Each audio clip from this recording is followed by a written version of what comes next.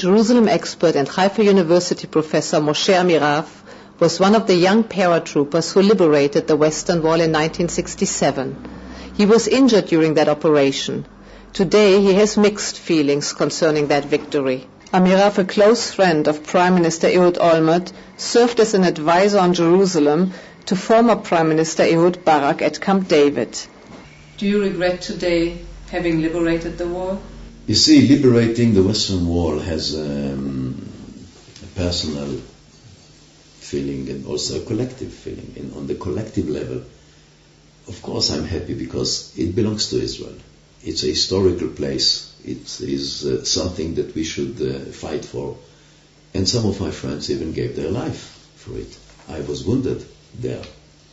But on the very personal level, I'm very disappointed. I think that it was a kind of a waste of all this blood and all the people who died there, that we have the Wailing Wall and we don't have peace. So actually only if we will have peace, I will feel relaxed about it. I'll feel that it was worthwhile.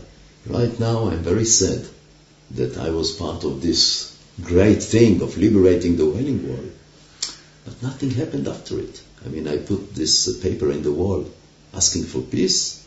We don't have it yet. I have also the collective feeling as an Israeli and a Zionist. So I was very happy to have the Wailing Wall. I don't want to give it up. And there is no need, because Arafat agreed in Camp David that the Wailing Wall will stay under Israeli sovereignty. Moshe Amirav believes that Israel's settlement policy in East Jerusalem was its biggest mistake after its 1967 victory. Then Jerusalem Mayor Teddy Kollek opposed the expansion of settlements in the eastern part of the city. Had Israel limited itself to annexing the old city and giving special status to the holy sites, the international community would today recognize Jerusalem as Israel's capital, and there might be peace, Moshe Amirav argues. In his latest book, Amirav offers his solution for Jerusalem. The old city will have a special status. Now this is not, I'm not original. Theodor Herzl in his book, Alte Neuland, we forget after all these years, wrote that the old city should be a corpus separatum. Now this special status is not for the whole of Jerusalem. So what I see in the future actually is three Jerusalem. One is the old city with a special status. One is the western city, Jerusalem, Yerushalayim, that belongs to Israel. And the third entity here will be El-Quds, in Arabic, the Holy One, Jerusalem, for the Palestinians, its capital. We don't need sovereignty over the holy places. I don't think God needs a flag there. Not their God, not our God. He's not insisting on a flag in his holy places. But talking about sovereignty on the ground, in case of control, in case of police presence, etc., in the old city, who would be in control? Italy gave up sovereignty in the Vatican. Why shouldn't we do it in the old city? Especially in the holy places. If Arafat would give up his idea of sovereignty over the Haram al-Sharif, and we could agree to Islamic one, we could be now at peace with the Palestinian people. And the second intifada wouldn't break down out, because we could reach an agreement. I always say we could agree in Camp David. We were very close on all the issues, including Jerusalem. You see, Arafat, for him and his priorities, number one was Haram al-Sharif. How do I know it? He told me. Number two is a Palestinian state. Number three is the refugees. In the land of Palestine I can compromise. I can compromise on the number of refugees that will come back to Israel. One thing is not negotiable. And I asked him many times why. And now I understand that for him, the Haram al-Sharif means that this is the pearl of Islam. As a Palestinian state, they have nothing to offer the Arab world or the Islamic world.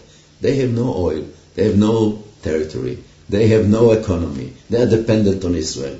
With these holy places, if he is guarding the holy places, he has a status in the Islamic world.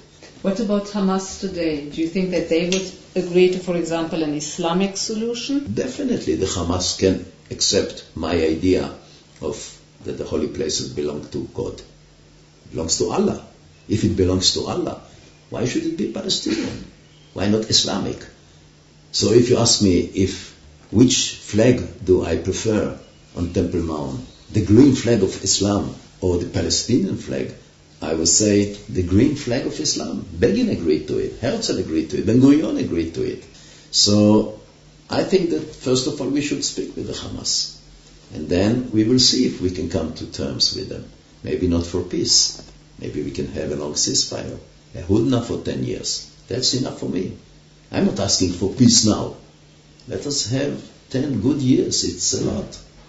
So No sovereignty. can you summarize where he should divide the city? I mean, what would be Israel, what would be the Palestinian part? Yes, we have the Clinton parameters that were offered then in the year 2000, both to Arafat and Barak. These parameters are logical. It makes sense. Wherever the demography is Arabic, will be Quds. Wherever the demography is Jewish, will be Israel. Now we have a few blocks of settlements, neighborhoods in the East Jerusalem, Jewish. They will be annexed to Israel. And that's the solution. Otherwise we are doomed not to have peace in the Middle East, because Jerusalem is the most important element in the peace agreement. And for many years, people say in conflict resolution, we have to put Jerusalem in the end. It's so complicated. I don't think so. I think it's very simple. I would say Jerusalem first.